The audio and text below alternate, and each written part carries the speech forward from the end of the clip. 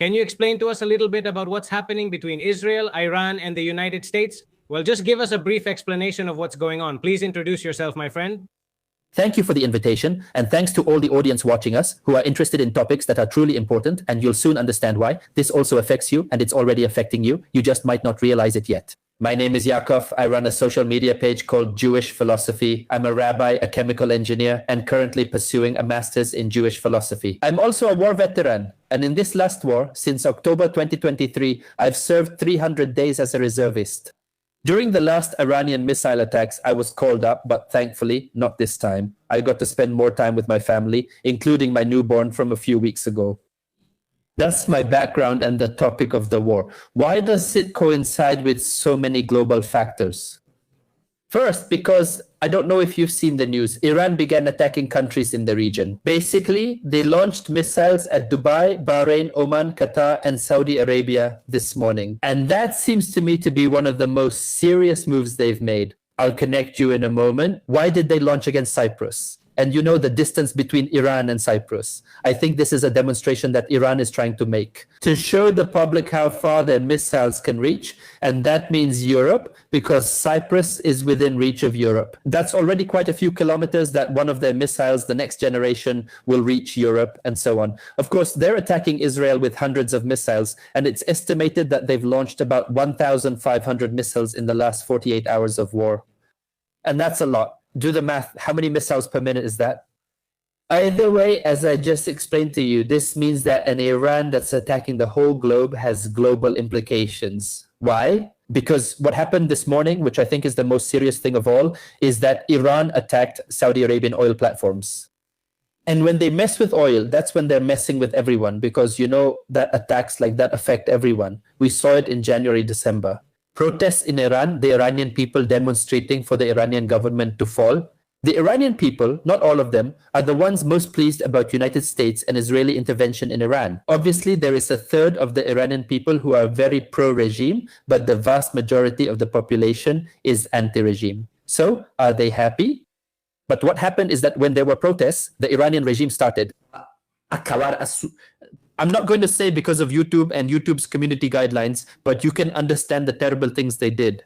The estimated numbers are between 30,000 and 40,000. The total isn't even conceivable. We're talking about just a couple of weeks. I mean, it's total madness. And did you see any news in the West, any politician in the West protesting? Any flotilla where Barbie Tehran is arriving in Tehran to liberate, to attract? Nothing, nothing, nothing. And by the way, there is also a water crisis in Iran and an energy crisis and the economic situation and nothing. But when they mess with oil, they mess with everyone. And what's happening now is that Iran, not only did they attack oil platforms, this morning the shares of this type of oil went up 9%. 9% is a tenth. I mean, it's a price that will cost the people who rely on it. That is Westerners who depend on Saudi oil. That's the transportation of what you consume, your own transportation, everything, goods. Iran also closed the Strait of Hormuz. What is Hormuz between Iran and the Gulf shores? There's like a passage for ships, not just cargo ships, but oil tankers to pass through there to Europe and most of Europe's oil. I don't remember the exact number, but a huge part comes from the Strait of Hormuz, which Iran closed. This is extremely serious, not just for the West, but also for China, because that oil also goes to China, so China is affected too. If they get dragged into war, this is obviously going to be catastrophic, and that's why it's important to understand this issue. What's going on? Iran is a country that since 1979, about 47 years ago, had a revolution. Where, and this will sound familiar to Spaniards, not so much to those living in Latin America, but to Spaniards, yes. An alliance between the left and the Islamists, where the socialists joined forces with the Muslims to overthrow the monarchy in Iran, which was a monarchy aligned with the West, closer to Israel.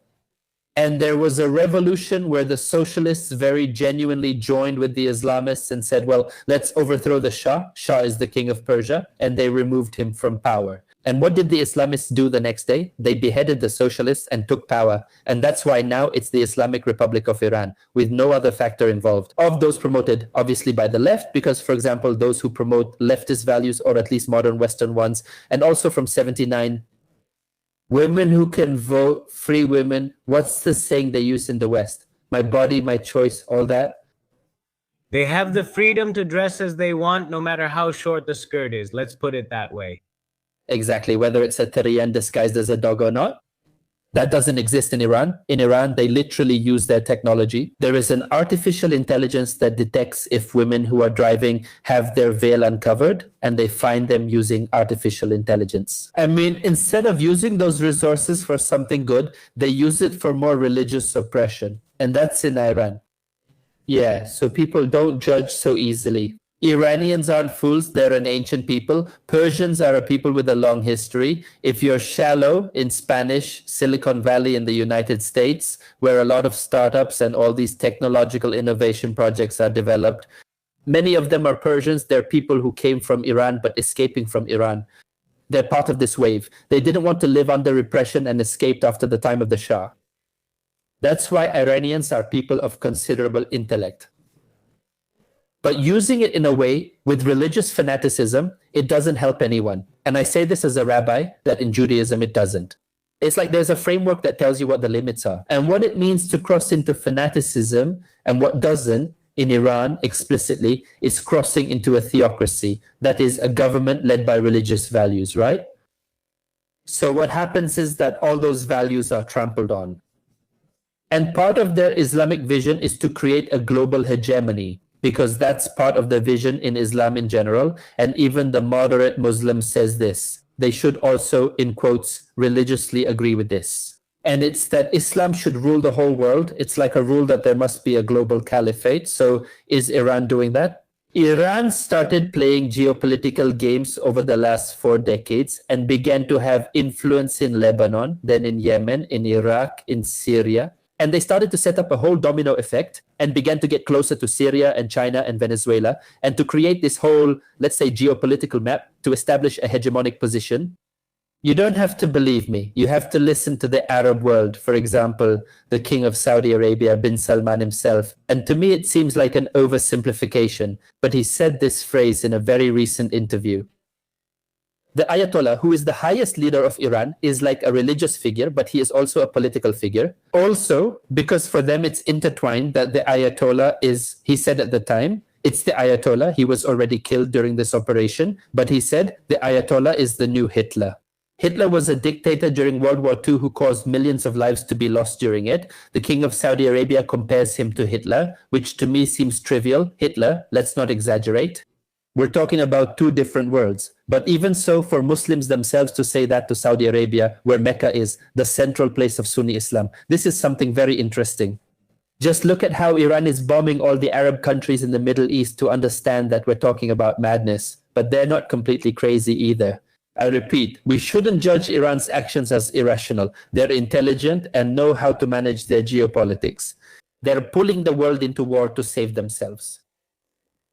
So a question, Jacob, that I want to ask you. Well, for those who know him from another time, since he's already been on this channel a couple of times, if I remember right, you know he's also a soldier. Now you're in the reserves, but still a soldier, and you've been on the front lines many times. I want to ask you, why has Israel attacked Iran now? I mean, what has been the trigger and the cause of all this? Of course. Ayahiba, not before or after? Yes, so Ayahiba, since they have this hegemonic ideology, there's a stone in the shoe. There's a stone that disrupts this entire Islamic map. Israel is the only non-Muslim country in the entire region. And not only non-Muslim, it represents something very significant. Because if Israel exists, it means that the Bible is correct from the Islamic perspective and not the Quran. So it's very tough. It has to be processed. And that's why Israel must be destroyed according to them. And that's why they have sworn since day one to wipe out Israel. The Ayatollah would call Israel a cancer that must be eradicated and so on. So now, to your specific question, Iran has had a vision of having a nuclear weapon for many decades. Each time they've been stopped more and more. Once, about 12 years ago, they already had the centrifuges to develop uranium.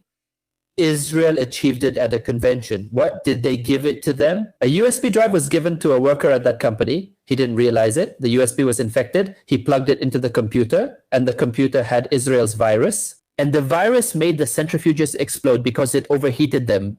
And that's how the plan was stopped. And that's how the nuclear plan has been stopped many times. But right now, the development is not only about the number of missiles they're developing, long-range missiles, but also missiles capable of carrying nuclear weapons. And uranium enrichment over 60%, because uranium can be used as a chemical engineer. Now I'm switching hats. I was a chemical engineer, a soldier. If uranium is enriched to certain levels, it can be used for energy, and that's what we all want, and that's very good. But if you go beyond that, and going beyond is very easy, it's a matter of weeks to go beyond. Nuclear weapons in the hands of extremists like Iran are very dangerous. As we already saw, this is what was realized by the intelligence services of Israel, the United States, and also the Arab world. As you noticed, the Arab world opposes Iran. Was Iran very close to achieving this goal or getting closer to this goal? So it was decided to carry out this attack in the hope that there would be a regime change. And that's where we are. Okay, now, well, you know it and my followers know it too. I'm very ignorant in this field. I don't know exactly what happened. That's why I called you, so you could shed some light on these reasons. I mean, Israel has attacked Iran because Iran practically already had the nuclear bomb ready to be made, which would be extremely dangerous for the whole planet. I understand. Of course. So what they want is to get to the atomic bomb, and what the free world wants is for that not to happen, so they're trying to delay it. I don't think the nuclear plan can be stopped. If this government isn't in power, what they're waiting for is for this radical government to be gone, so they're attacking nuclear facilities. Do you remember the last war, the 12-day war, the last round of wars with Iran? The United States sent a plane that has one of the bombs, let's say, the most powerful non-nuclear bomb. The United States, which attacked a plant called Fordo, a nuclear plant, caused damage. But even so, you can delay the nuclear plan, but you can only end it by changing the government. So that's as I mentioned. And how do you think, given your experience as a military man, how do you think events will unfold? I mean, what do you think? Will it last long? Will it not last long? Will the Iranian people eventually manage to change that regime? What do you think? Well, about whether it will last or not, Donald Trump said yesterday that this war will last 3 or 4 weeks. I don't know. He doesn't have the gift of prophecy, just like I don't. So to the question you're asking, I don't know. In the Middle East, everything is very dynamic and can change overnight. Who would have imagined that Ali Khamenei, I mean the Ayatollah, the supreme leader of Iran, would be taken out on February 28th? I mean, these are dynamics that I don't know, but this, and it's good that you brought it up, depends largely on the Iranian people themselves. Iran is truly a super complex country. It's a huge country with 90-something million people, almost 100. And not everyone in the country is the same. When you talk about Iran, for example, in Spain, when people talk about Spaniards, it's relatively homogeneous in terms of population. Maybe there are differences in the region, like Catalonia and so on, but in Iran, the ethnicities are very different. We're discussing that splitting the country in two would make one half Arab and the other Persian. There's a significant area of Kurds. That's another ethnicity. They're neither Persian nor Arab. They're Kurds, and they're in religions. There are Shiites and Sunnis. There's the Shiite opposition to the Shiites who are there, and there are not only Alawites who are others. It's super complex. There are those who support the Shah's monarchy. There are dynamics that don't exist in the West, at least not in the European bloc, since Iran is almost the size of Europe. So you understand, that's why when we talk about who is going to take power in Iran, we're talking about there are so many possibilities. But even so, whether this government falls or not and how long it will last, I think the war will last. Yes, last time it lasted about a month, and this time it might last maybe even longer. I don't know, and I'll explain why. But the Iranian people, it's up to them. Will they change the power? But on the other hand, none. And if you read history books, no revolution in the world happened just with demonstrations and taking selfies. None. All of them rose up in strength and overthrew the dictators. That's been the case throughout history. I'm not supporting those things. I support democracies. In places like Iran, without democracy, it's different. Of course, so I think it largely depends on the Iranian people, obviously with the help of interventions, but because this time it might last longer.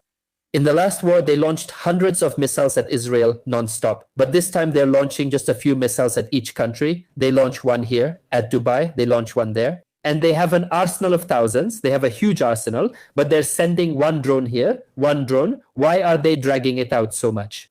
Because Iran does have the stamina for war, to last a long time in battle. And they can hold out with their oil resources, even though their economy isn't the best. They have enough resources to last a long time in war, which is not the situation for a country like Dubai. Dubai is a tiny country. It's like Madrid. It's tiny. Dubai is not in a position to withstand something long term, neither is Bahrain nor is Oman. So that's the game that maybe Iran wants to play, to wear everyone out, to push Trump to back off and loosen the rope a bit. The issue with Iran, and I think that's the strategy they've used or want to use, and that's why they're dragging so many countries in to pressure the West to stop the attacks. That's why I'm not sure how long this will last. It could be a long process, drawn out, or maybe we'll meet again in the second round. See you. Do you think China and Russia could at some point support Iran? Russia, I don't think so, because Russia is dealing with its own issues. And for example, in 2012, Syria was in very serious trouble, almost falling because there was a civil war. Islamic State of Iraq and Syria, which is an Islamic group that wanted to take power, was taking over central Syria, and they took half of the country. So the government of Syria, whose leader was called Bashar al-Assad, he called Putin asking him to save him, and Putin very gladly helped him because it's useful for Putin to have a pawn in the Middle East. So, did he save him? Now, in 2024, 23, 24, 25, there was also the same group, not Islamic State of Iraq and Syria anymore, but Islamic State of Iraq and Syria with another name, and they started to take over Syria and seize it. Assad called Putin, Putin, save me. And Putin said, look, I'm in the middle of a war with Ukraine, I can't, and he didn't save him, and that's how Assad fell. So the same thing. Another example, Venezuela. Who were Venezuela's friends? Iran, Russia, China? What happened with Maduro? Putin, what did he say? Is the war with Zelensky. Okay, what can I do with Ukraine? So Russia is not going to get involved. Russia will condemn. Maybe they'll impose some types of sanctions, vetoes at the United Nations, more diplomatic things. But an intervention, I don't think so. China, on the other hand, it's possible. Even economic war, China might go to those extremes. Because as I mentioned at the beginning, Iran closed the Strait of Hormuz. That means China won't get any oil. And if China doesn't get oil, China is going to get furious. And if China gets furious, it starts a reaction to be very drastic. And if you know, China is drastic. For example, when Donald Trump said he was going to put tariffs, that is taxes on China of 150%, China said, well, we will also put 150% tariffs on the United States. A reaction that no one expected. And China said, yes, we have the economic capacity to do it. Do we care at all? In any case, a large part of the Western economic dependence part of Chinese products does not have ownership. So they have that card that Iran already played. They played it by closing the Strait of Hormuz. So that there is no oil in China, then maybe China will get involved economically, militarily, I don't know. But then yes. We're talking about if the United States, the superpower, is already involved, then other powers might get involved too. It could be. How? I'm not sure if you can tell me, but that's okay. I know you're in Israel now. Is that correct? How is the situation there with the rest of the people, the rest of the Israelis? Well, No. I know. I felt tired from the start. When there are many missiles at night, I don't get much sleep because I have to go to the bunker. But Israel, thanks to Hashem, the God of Israel, who taught us, and it's in our DNA, that life is worth more than anything. Unlike our enemies, who value only their objective and not life, does Allah Akbar matter, what truly matters? But in the Jewish people, life matters so much that all the efforts made since the creation of the State of Israel have been to preserve life. And that's why houses have bunkers. There are radar systems. You get notifications on your phone about where the missiles are going to land. You get a warning that tells you to get ready. That in these 10 minutes, a missile might fall in your area because there are missiles from Iran on the way. If they're headed to your area, then the city siren goes off and you go to the shelter. If not, then it doesn't go off. So there are things like that. Or for example, there's a law now. If all houses must have a bunker and so on. So it's a country that has invested a lot in protecting its population. And that's why, despite the number of missiles that Iran has launched, the interception systems, along with Israel's allies, have also intercepted them in the skies. In proportion to the number of missiles, the number of casualties, and there have been civilian casualties. Unfortunately, about 10 people have lost their lives and dozens more have been injured. But compared to the hundreds of missiles, and we're not talking about darts, missiles are not darts, we're talking about trucks, even small trucks that arrive with large amounts of explosives. And still, having few casualties is really not only miraculous, but also very relieving. So the situation in Israel, well, I know my situation is very, let's say, blessed in the sense that, well, I carry my newborn son, I carry another son. We run to the bunker, fine, but imagine the situation of someone who is in a wheelchair or an elderly person who can't go so fast and the bunker isn't that close. So obviously it's not pleasant for anyone. However, Israel, we are optimistic. As soon as the sirens end, we go back to our routine. The economy keeps going, which is not the situation in Iran. In Iran, people actually fled the cities. They fled Tehran, and now in Lebanon, they fled Beirut because Lebanon also entered the war. By the way, this happened this morning. So I think our situation is quite good compared to our enemies. So do I understand that all of you have bunkers in your homes? Is it something cultural, let's put it that way, or is it a law? Something new from a few decades ago, but Israel in its almost 8 decades of existence. At first, they didn't have bunkers, or at least not of the same quality, but they were bunkers, or they still are, they're still there. Bunkers que son colectivos. So that's why there are areas that are the old zones of Israel, the older constructions, or let's say the more classic neighborhoods, where there's a bunker for the whole neighborhood. So an example is what happened yesterday morning. And this was the biggest tragedy of the war so far in Israel, when one of Iran's missiles hit directly. Where one of these collective bunkers is located, and that's how 5 people died in that bunker, because part of the roof collapsed on them. So there are, in every area of Israel, there are bunkers everywhere. There are alarms, even in the Arab areas. For those claiming Israel is a farce, the Arabs are in the same situation as us. In fact, parts of a rocket from Iran hit the Palestinian Authority hospital this morning. Just so you know, Iran is attacking the Palestinians, even though they claim to be coming to defend them. Yes. They claim to defend Palestine and all that, but I haven't heard them say anything specific. They directly attacked the Palestinian hospital. And have you seen any posts about it? No. They don't say anything. One question, Jacob. You can cut me off whenever you want. I know your time is limited. I want to ask you, with your experience as a soldier, do you think there could be, or could it trigger a war where nuclear weapons are used? I don't think that if Iran doesn't use nuclear weapons, anyone else will use nuclear weapons. And since Iran still doesn't have nuclear weapons, then no. Iran technically or officially does not have nuclear weapons, but there is a possibility that without anyone knowing, they might have them hidden. So you're saying they might have nuclear weapons but haven't announced it? Is that possible? No, I don't think they have nuclear weapons, definitely not. But what they do have is enriched uranium, meaning uranium with the capability that if you do a bit more centrifugation, just a bit more, you could reach the level needed for a nuclear weapon. They have the raw material to do it, but because of these kinds of interventions, they haven't been able to move forward. Their eyes are set on the nuclear bomb, right? But if we assume that Iran uses nuclear weapons, I think Israel would be very forceful. I'm not going to say that Israel has nuclear weapons, but I will say that Israel would have to make very drastic decisions. How do you see it from your experience, taking a little leap over here to Spain? There are a lot of people, many of my followers write to me, they ask me, are they very afraid that it could affect us in some way at one of the American bases we have here in Spain? Do you think Spain could be attacked from there, or would Iran have any interest in attacking Spain? They do, and it's been demonstrated in this war. Well, for example, Barcelona.